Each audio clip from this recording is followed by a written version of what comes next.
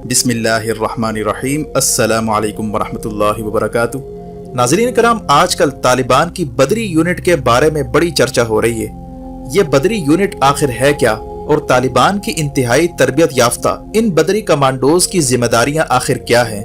طالبان نے کابل فتح کرنے سے کئی ماہ پہلے بدری یونٹ نامی اسپیشل کمانڈوز کی بٹالین کو کیوں تیار کرنا شروع کر دیا تھا؟ وہ کون سا فیصلہ کن معرکہ تھا جس کے لیے طالبان کو اسپیشل کمانڈوز کی ضرورت محسوس ہوئی؟ طالبان کی فتح کے پیچھے اس بدری یونٹ کا کیا کردار ہے؟ اس بدری یونٹ کو دیکھ کر نیٹو نے افغانستان سے فرار ہونے کا کیوں فیصلہ کیا تھا؟ اور اسی بدری یونٹ کی وجہ سے بھارت اپنی فوج افغانستان میں کیوں نہیں اتار پا رہا؟ اور اسی بدری یونٹ سے خوفزدہ امریکہ نے اپنے آپ کو کابل ایئرپورٹ تک کیوں محدود کر لیا ہے؟ ناظرین کرام، جب نیٹو اور امریکی افواج نے جنگ ختم کرنے اور طالبان سے بات چیت کا فیصلہ کیا تو اس وقت سے ہی طالبان نے بدری یونٹ کی تیاری شروع کر دی تھی۔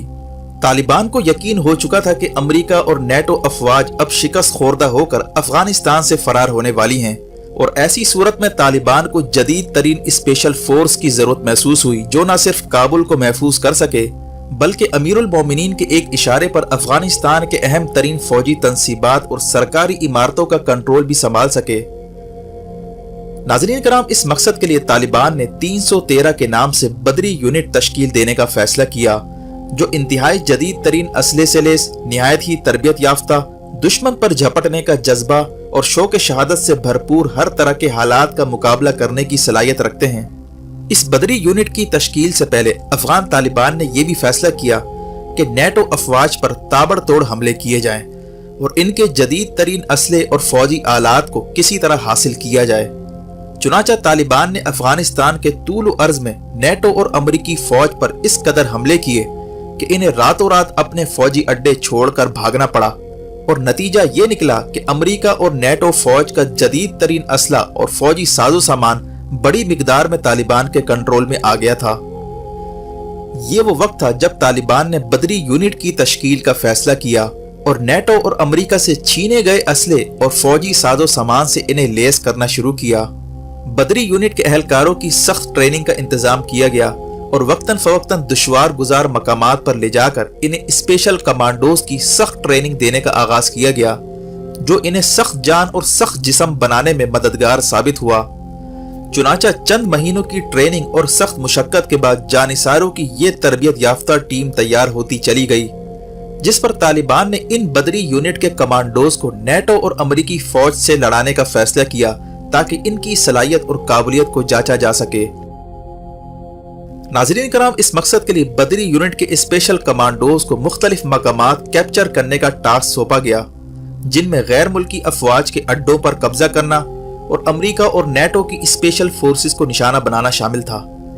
چنانچہ جیسے ہی بدری یونٹ کے اسپیشل کمانڈوز نے مختلف مقامات پر غیر ملکی افواج کے خلاف آپریشن کا آغاز کیا تو نیٹو افواج یہ دیکھ کر دنگ رہ گئیں کہ انہی کی طرح کے ہتھیار اور وردیوں میں ملبوس جدید تربیت یافتہ کمانڈوز آخر کہاں سے آ گئے۔ ان کی ہیبت اور رعب کا یہ عالم تھا کہ جیسے ہی بدری یونٹ کے اسپیشل کمانڈوز نے چھاپا مار کارروائیاں شروع کی تو غیر ملکی افواج انہیں دیکھ کر ہی فرار ہو جاتی اور انہیں ایسا محسوس ہوتا کہ جیسے کسی طاقتور فوج نے ان کا گھیراؤ کر لیا ہو۔ جبکہ بدری یونٹ کے اسپیشل کمانڈوز غیر ملکی ایجنٹوں کے خلاف کئی خفیہ آپریشن بھی انجام دینے لگے تھے، جس کے بعد طالبان کو رفتہ رفتہ یقین ہو چکا تھا کہ یہ بدری یونٹ اپنا مشن انجام دینے کی صلاحیت حاصل کر چکی ہے۔ چنانچہ یہ طے پایا کہ اسپیشل کمانڈوز کی ایک پوری بٹالین تشکیل دی جائے جو مستقبل کی اسلامی حکومت کے اہم اسٹریٹجک اثاثوں کی نگرانی اور اہم عمارتوں کی نگرانی کے فرائض انجام دے سکے اور بوقت ضرورت دشمن کے خلاف سیسہ پلائی ہوئی دیوار کا کام بھی کر سکے۔ اب سوال یہ پیدا ہوتا ہے کہ اس کا نام 313 بدری یونٹ کیوں رکھا گیا؟ ناظرین کرام، طالبان کا بنیادی مقصد تو یہ تھا کہ چند افراد پر مشتمل انتہائی جدید تربیت یافتہ اور جذبہ ایمانی سے لیس اسپیشل فورسز کو تشکیل دیا جائے، اسی لیے انہیں 313 بدری یونٹ کا خطاب دیا گیا۔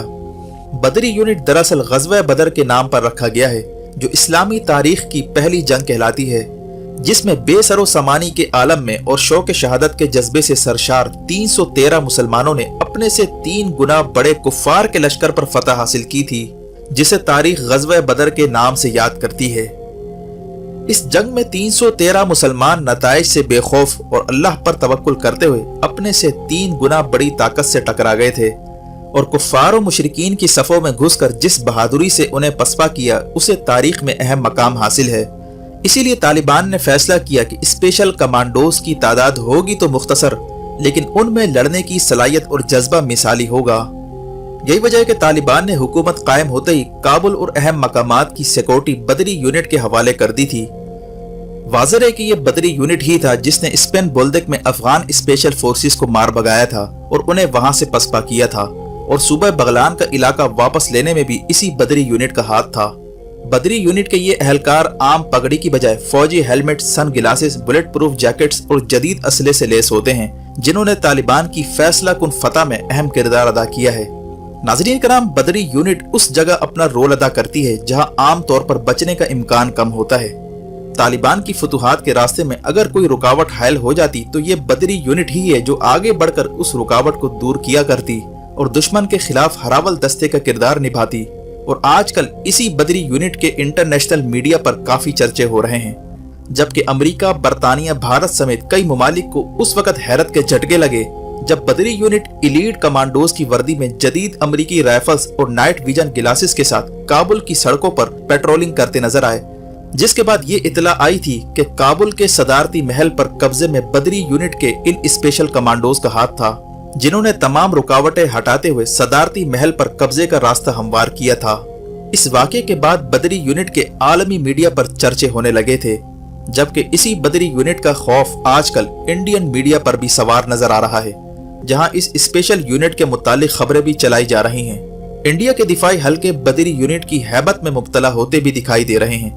बदरी यूनिट के अहलकारों की वर्दियां, इनके पास जदीद असला और इनका नज़्म ज़ब्त देखकर कई ममालिक को अपनी आंखों पर यकीन नहीं आ रहा और इन्हें ऐसा लग रहा है कि जैसे ये बाकायदा किसी मुल्क के तरबियत याफ्ता फौजी हों या इन्हें किसी खास मुल्क ने ट्रेनिंग देकर भेजा हो।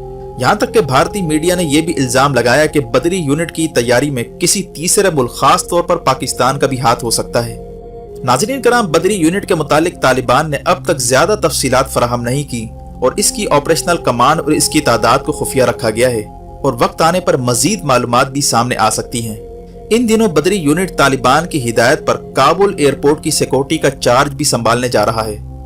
वाज़ेह है कि एक अंदाजे के मुताबिक तालिबान के पास 1000 से ज्यादा मुसल्ला गाड़ियां, 44 के करीब टैंक्स, 775 आर्टिलरी गन्स और माइंस से हिफाजत करने वाली गाड़ियां, हमवीज और कई छोटे बड़े हथियार मौजूद हैं और नेटो अफवाज के असले के डिपो भी इनके हाथ लग चुके हैं, जिनसे तालिबान एक मजबूत फौज तैयार करने की सलाहियत हासिल कर चुके हैं। जबकि बदरी यूनिट के जिम्मे एयर फोर्स और आर्मी के जेर इस्तेमाल असासों की हिफाजत और इनकी कड़ी निगरानी भी शामिल है। यही वजह है कि बदरी यूनिट आने वाले दिनों में मुल्क के तूल अर्ज में हुकूमत के इस्तेहकाम के लिए अहम खिदमात अंजाम देने जा रहा है। वीडियो देखने का शुक्रिया। अपना और गिरदोनवाह के लोगों का ख्याल रखें। फी अमानिल्लाह।